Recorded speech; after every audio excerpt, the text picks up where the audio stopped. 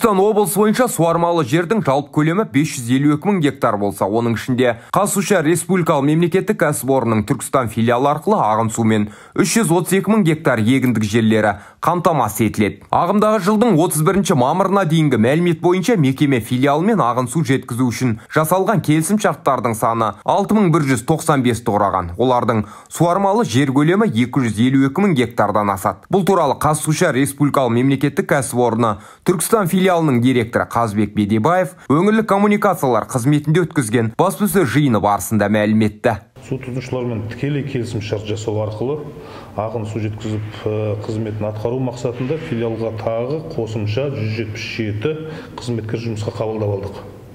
Жаңағы ортадағы ауыл шаруашылық кооперативтерін алып тастап, тікелей өзіміз жеткізіп жатырмыз. Соған байланысты 177 қосымша қызметкер жаңа жұмыс орындары ашылды. Шардара ауданында биыл ортадағы ауыл шаруашылық кооперативтерін алып тастаған мақсатында 240 каналды меншігімізге алу жұмыстарын жүргізіп жатырмыз. Қазір ол процесс ұзақ болғанына байланысты біз сенімгерлік басқаруға бірдестен алып, 25.274 гектарға тағы қосымша өзіміз су беріп жатырмыз. 2024-2028 жылдарға арналған ағын су жеткізуге бекітілген тарифі бойынша түсіндіру жұмыстарын жүргізу мақсатында Шардара, Жетісай, Мақтаарал, Отырар, Арыс, Сауран, Түлкібас, Ордабасы аудандарында бірнеше рет шаруалармен жиналыс өткіздік. Бүгінгі таңға филиалға қарасты 18 су қоймамыз бар.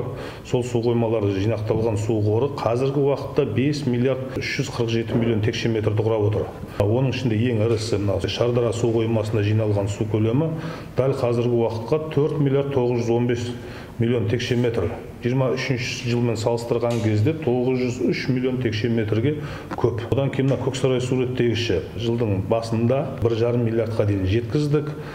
Содан кейін оны тастай бастап жатырмыз. Өздеріңіз білесіздер, Көксарай су реттегіші су қойма емес, ол жақта көп сақтап тұруға болмайды. Одан кейін тастау жұмыстарын бастап кеттік. Қазіргі су көлемі 302 миллион текше метр құрап отыр.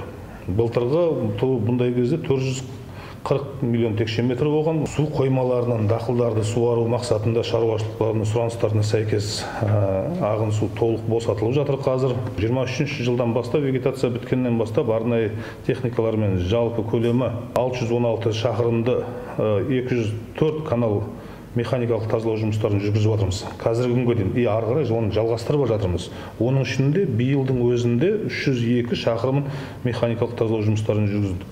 Нәтижесінде елді мекендерді біріншіден су басу қаупінің алдын алып, одан кейін облыс аумағындағы егіндік алқаптарына ағын су жеткізу мүмкіндігін арттырып отырмыз. Биылғы жылы Отырар ауданы, сонымен бірге Түлкібас ауданында ахуал қалай болады? Ол себебі ол аймақтарда үлкен жобалар жүзеге асып жатқан болатын. Бірақ енді ол баяулаған кезде болды. Жалпы биыл құрылыс қарқын алды деп естіп жатырмыз. Жалпы осы жобалардың аяқталу мерзімі қашан? Және ол аудандар судан қай жылдары тартпай шығатын болады бұдан кейін. Одан кейін екінші сауал, жаңа сіз айтып өттіңіз, баяндамаңыз барысында мамандар санын көбейттік деп жаздыңыз. Су шаруашылығы саласында мынау сіздің берген мәліметке қарасақ, бүгінде 1300-ге жуық Қазсушардың Түркістан филиалында мамандар жұмыс істеп жатыр. Жалпы сол мамандарға жасалатын жағдай қандай? Оларға бір қолдау шаралар көрсетіле ме? Су мамандарының жалпы жалақысы қандай? Сол жағына көп жағдайда көңіл бөлінбей жатады ғой. Бұрындар енді мамандардың жалақысы өте аз деп айтылатын. Қазір жалпы мекеме тарапынан, осы Қазсушар тарапынан қандай көмектер көрсетіліп отырады? Сұрағыңыз өте орынды.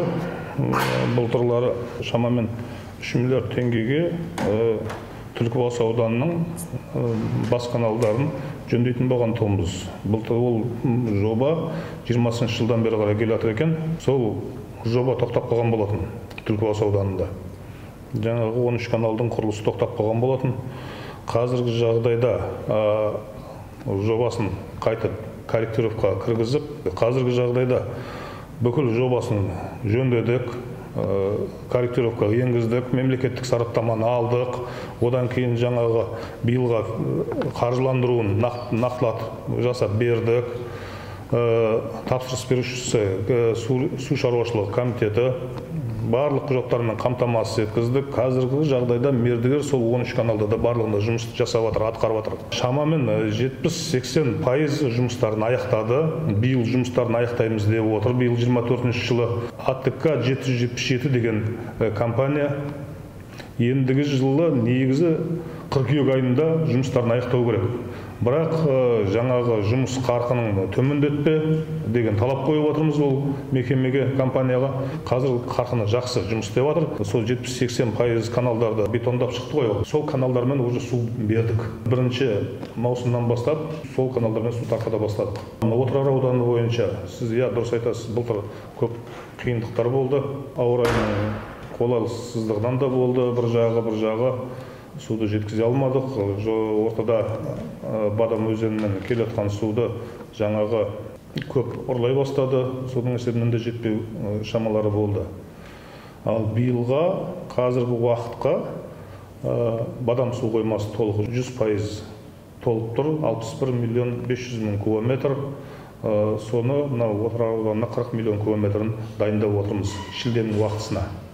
Одан кейін жаңағы биыл қазір Арыс өзенінде жақсы беріп жатыр суды. Яғни біз толығымен суды жеткіземіз деп отырмыз Отырар ауданына. Шәуілдір үстеме каналына 20 жыл тендер болған, тендер болып Orion Construction деген компания ұтып алып, және жұмысын істемей болған болатын тұғын. Қазіргі жағдайда Отырар ауданында тендерге түсті. Келесі айда бізге уже белгілі болу керек. Келесі айдың осы айдың аяғына шығу керек. Белгілі болу керек, қай компания ұтып алады, сол компанияны жаңа келіп көрсетіп, жұмыстарын жасатқызамыз деп отырмыз. Одан кейін жаңағы ол ауданда коллекторларды тазалау болатын тұғын. Бұл жерге 2 драглайнды қойып, яғни экскаваторды қойып, өздеріміз тариф есебінен және басқа жұмыстар есебінен оны жасап жатырмыз. Биылғы жылы қысқа дейін ол жұмыстарды аяқтаймыз деген ойдамыз. Тағы бір сұрағыңыз, мамандарға қандай жағдай жасап жатсыздар деп. Біздің мекеменің кәсіподағы бар. Яғни республикалық кәсіподақ.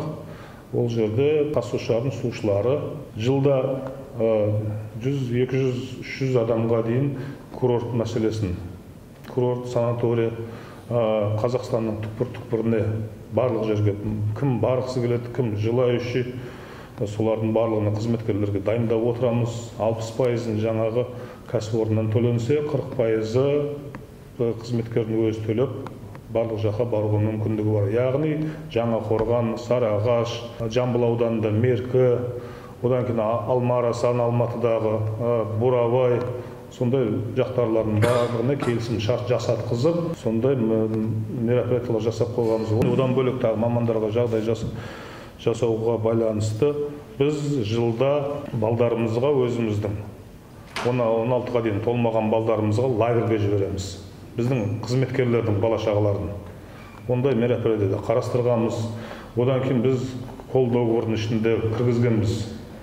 Коллективный договор дейсін, әркім жұмысқа кірген кезінде коллективный договорға кіргізген болатындығымыз. Егер де үйленген кезде премия береміз. Одан кейін жаңағы балалы болған кезде де премия береміз.